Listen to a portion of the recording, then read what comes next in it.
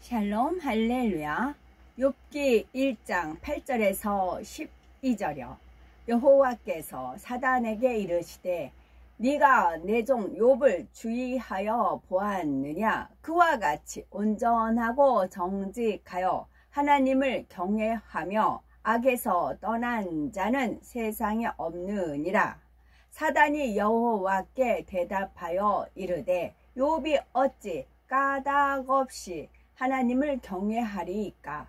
주께서 그와 그의 집과 그의 모든 소유물을 울타리로 두르심이 때문이 아니니까. 주께서 그의 손으로 하는 바를 복되게 하사 그의 소유물이 땅에 넘치게 하셨음이니이다. 이제 주의 손을 펴서 그의 모든 소유물을 치소서. 그리하시면 틀림없이 주를 향하여 욕하지 않겠나이까. 여호와께서 사단에게 이르시되 내가 그의 모든 소유물을 네 손에 맡기노라. 다만 그의 몸에는 네 손을 대지 말지니라. 사단이 곧 여호와 앞에서 물러가니라. 욥기 강의 두 번째, 사단의 송사를 허락하시는 이유입니다. 하나님께서 사단의 송사를 허락하시는 이유와 하나님의 자녀들이 시험 환난을 당하는 경우를 유형별로 살펴봅니다. 오늘 말씀은 신앙생활에서 매우 중요한 내용이니 잘 숙지하시고 시험과 연단 앞에 진리로 넉넉히 승리하는 우리가 되어야 되겠습니다. 첫째, 사단의 송사를 허락하시는 이유. 사단은 하나님의 사랑과 인정을 받고 있는 욥을 유의하여 보았습니다. 욥이 하나님으로부터 큰 축복을 받으니 원수마귀 사단이 질투가 나서 어떻게든 송사거리를 찾아서 욥을 넘어뜨리려고 주목했던 것이지요. 창세기 3장 14절을 보면 하나님께서 아담과 하와를 미혹하여 선악과를 먹게 한 뱀에게 종신토로 흙을 먹고 살라는 저주를 내리십니다. 여기서 흙이란 흙으로 창조된 우리 사람을 말하며 뱀은 원수마귀 사단을 뜻합니다. 사단은 어둠 가운데 사는 사람들을 밥으로 삼습니다. 즉 비진리 가운데 있는 사람들에게 시험과 환난, 질병 등으로 고통을 준다는 의미이지요. 이러한 영계의 법칙에 따라 사단은 어둠 가운데 사는 사람을 먹고 살기 때문에 공의로우신 하나님께서는 그 송사를 허락하실 수밖에 없습니다. 사단은 욥처럼 말씀 안에 살고자 하는 사람일수록 어찌하든 그에게서 송사거리를 찾으려고 눈여겨봅니다. 주를 믿지 않는 사람들은 어차피 죄 가운데 살다가 지옥으로 갈 테니 굳이 찾아다니며 참소할 필요가 없지요. 겉으로 볼 때 하나님 말씀대로 산다 하는데 마음에 비진리가 있는 경우 사단은 유의하여서 봅니다. 각종 예배를 드리고 기도도 하며 봉사와 충성을 하는 사람이 마음의 할례를 소홀히 한 채 나는 잘하고 있다라고 생각한다면 사단이 교만을 부추겨서 넘어지게 할 수도 있습니다. 이렇게 원수마귀 사단은 여러 각도에서 하나님을 믿는 성도들에게 올무를 놓고자 힘쓰고 있음을 항상 깨어 있어야 하겠습니다. 두 번째, 욥을 송사하는 사단. 하나님께서는 사단에게 그와 같이 순전하고 정직하여 하나님을 경외하며 악에서 떠난 자가 세상에 없느니라 하시며 욥을 칭찬하십니다. 욥에 감춰진 나쁜 점을 말씀하시지 않고 좋은 점만 들어서 칭찬하신 것이지요. 우리에게 9가지 단점이 있어도 한 가지 장점을 들어 칭찬해 주고 힘을 주시고자 하는 아버지 하나님의 마음입니다. 그러자 사단은 하나님께 욥이 어찌 까닭 없이 하나님을 경외하겠습니까? 했는데 이는 욥에게 그만한 이유와 조건이 있으니까 하나님을 경외하는 것입니다 라는 의미이죠. 사단은 물질이나 건강, 명예 등 축복을 받을 때만 하나님께 감사하는 인간의 간사한 마음과 변질되는 육의 속성을 잘 알고 있었습니다. 그래서 하나님께서 욥에게 축복을 많이 주셨으므로 욥이 하나님을 경외하는 것이라고 송사했던 것입니다. 그리고 사단은 하나님께서 욥에게 어떤 축복을 주셨는지 구체적으로 이야기합니다. 주께서 그와 그 집과 그 모든 소유물을 산울로 두르심이 아니니까 했는데 이는 곧 욥이 경영하고 있는 모든 것을 하나님이 지켜주시고 풍요롭게 하셨음을 의미합니다. 하나님께서 그동안 욥을 축복해 주셨기 때문에 욥이 하나님을 경외한 것일 뿐 만약 그의 모든 소유물을 거두어 가시면 결국 변질될 것이라고 말하지요. 사단은 축복권과 저주권, 생사화복의 주권이 모두 하나님께 달려 있음을 알기 때문에 욥의 모든 소유물을 없애는 것을 허락해 달라고 요청합니다.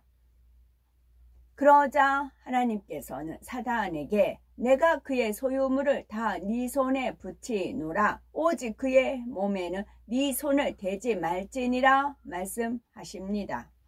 여기서 소유물이란 욥의 자녀들을 포함한 모든 재산을 의미합니다. 그리하여 사단이 욥의 소유물을 침으로써 1차 시험이 시작되는데 여기서 중요한 것은 사단의 송사가 합당치 않다는 점입니다. 왜냐하면 사단이 욥에게서 물질과 자녀들을 모두 거두어 갔음에도 욥은 오히려 하나님을 원망하는 대신에 찬송하였기 때문입니다. 1차 시험은 사단의 송사가 틀렸음을 증거해 주지요. 이처럼 욥이 모든 소유물에 관한 것만큼은 송사거리가 없었음에도 하나님께서 이 시험을 허락하신 것은 사단의 송사가 옳지 않았음을 증명하시기 위함입니다. 세 번째, 하나님의 자녀들이 시험환난을 당하는 경우 살펴보면 첫째로 불의한 일을 행하도록 미혹하는 사단의 시험이 있습니다. 둘째는 근본의 죄성을 발견하여 버리게 하기 위한 시험이 있습니다. 세 번째는 축복을 주기 위해서 하나님께서 허락하신 시험이 있습니다. 하나님의 자녀들이 시험환난을 당하는 경우 첫째는 불의한 일을 행하도록 미혹하는 사단의 시험이 있습니다. 사단은 사람 안에 있는 죄성을 발동하여 죄를 짓게 하려고 미혹합니다. 먼저는 사람의 정욕을 쫓아서 미혹하게 하여 죄를 짓게 하고 죄를 지으면 이에 대해서 하나님 앞에 송사하여 재앙을 가져다 줍니다. 병 주고 약 주고 그런다고 하죠. 예를 들어서 다윗이 우리아의 아내를 보고 미혹을 받아 시험에 들었고 살인까지 범하고 말았죠. 이로 인해서 사단의 송사거리가 만들어 큰 재앙을 당하게 되었습니다. 야고보서 1장 14에서 15절에 오직 각 사람이 시험을 받는 것은 자기 욕심에 끌려 미혹됨이니 욕심이 잉태한 즉 죄를 낳고 죄가 장성한 즉 사망을 낳느니라 말씀한 대로 하나님께서 사람을 시험하시는 것이 아니라 사람이 자기 욕심에 끌려 미혹되는 것이며 자기 정욕을 쫓아 죄를 지음으로 재앙이 임하는 것입니다. 세상 사람들은 범죄한다고 해서 즉각적인 재앙을 당하는 것처럼 보이지 않는데 오히려 하나님의 자녀들은 작은 죄만 범하고도 어려움을 당하는 것처럼 보이는 경우가 종종 있지요. 하나님께서는 이런 어려움을 통해서라도 자녀들이 범죄치 않고 더 나아가서 죄를 피 흘리기까지 싸워 버리기 원하시기 때문입니다. 싸워야 돼요. 그러니 우리는 작은 것이라도 범죄함으로 시험에 들고 징계가 임했다면 힘들어하고 지치는 것이 아니라 즉시 회개하고 돌이켜야 합니다. 그러면 징계로 인한 어려움이 물러가지만 돌이키지 않고 죄 가운데 거하며 재앙이 계속됩니다. 계속돼요. 왜냐면 원수마귀 사단은 아예 막 줄줄이 재앙 줄 걸 준비하고 있거든요. 너 계속 죄져. 너 계속 불순종해. 얼큰이 잘한다. 잘한다. 네가 이러면 난 더 주고 더 주고 신나는 겁니다. 그래서 돌이켜야 됩니다. 돌이키지 않고 죄 가운데 거하며 재앙이 계속됩니다. 그럼에도 불구하고 끝내 불순종하면 결국 하나님께서 외면하시게 됩니다. 그때는 징계도 임하지 않으니 이는 더 무서운 것이지요. 하나님께서 사생자로 취급하시기 때문입니다. 둘째로 근본의 죄성을 발견하여 버리게 하기 위한 시험이 있습니다.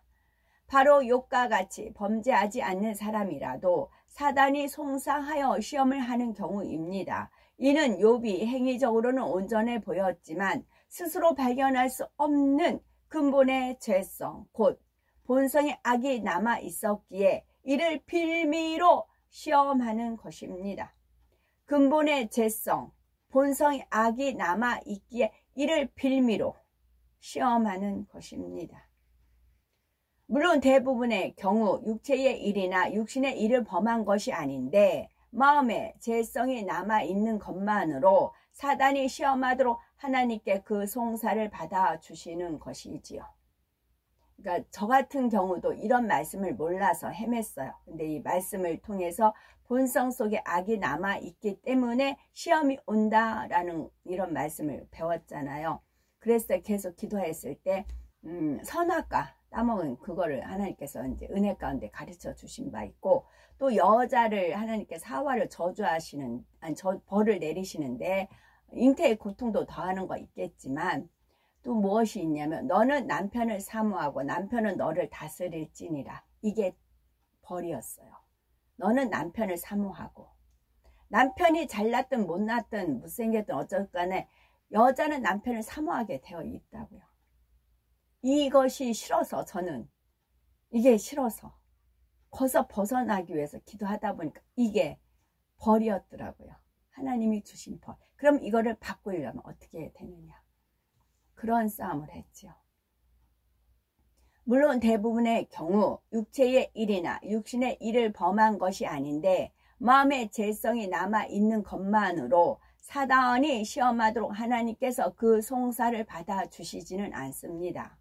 그러나 욥의 경우 하나님께서 사단의 그 답은 정과 욕심을 십자가에 못 박는 거였어요. 그 답은 그래서 이제 그걸 통과했을 때 하나님이 임재하셨죠. 그러나 욥의 경우 하나님께서 사단의 송사를 받아주신 이유는 특별한 섭리 때문입니다. 또 임재하신 날짜가 99년 10월 3일 개천절날, 하늘문이 열린다 우리 그러죠. 근데 옛날에는 이 개천절이 음력이었대요. 음력 10월 3일이었대요. 근데 언제부터 양력으로 바뀌었대요.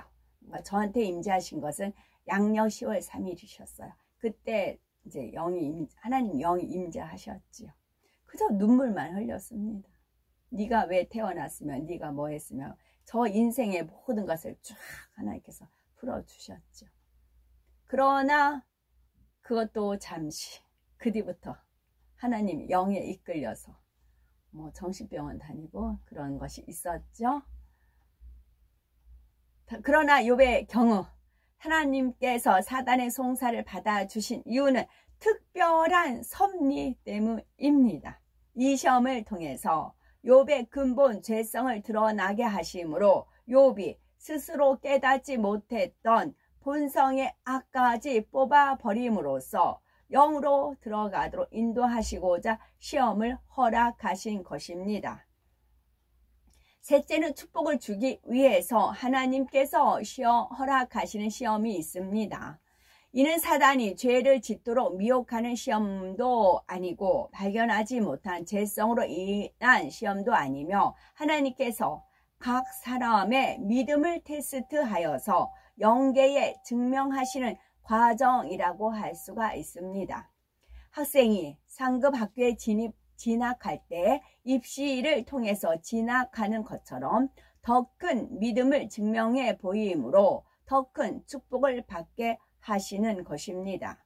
고린도전서 10장 13절에 사람이 감당할 시험 밖에는 너희에게 당한 것이 없나니 오직 하나님은 미쁘사 너희가 감당치 못할 시험 당함을 허락지 아니하시고 시험 당할 즈음에 또한 피할 길을 내사 너희로 능히 감당하게 하시느니라 말씀한 대로 축복을 위한 시험은 각자 믿음의 분량에 맞게 감당할 만큼만 허락하십니다.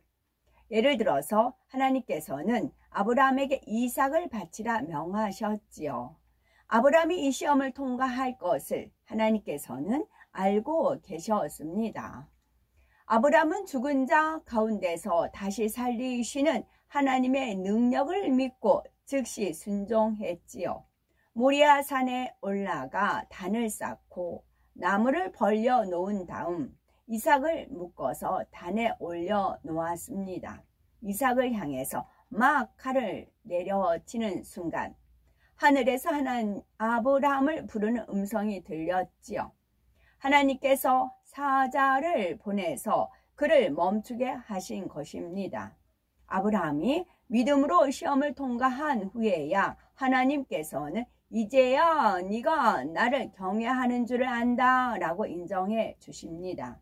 이렇게 시험을 통해서 확증하심으로써 하나님께도 영광이 되며 악한 영들 앞에서도 아브라함이 축복받을 그릇임이 증명되었지요.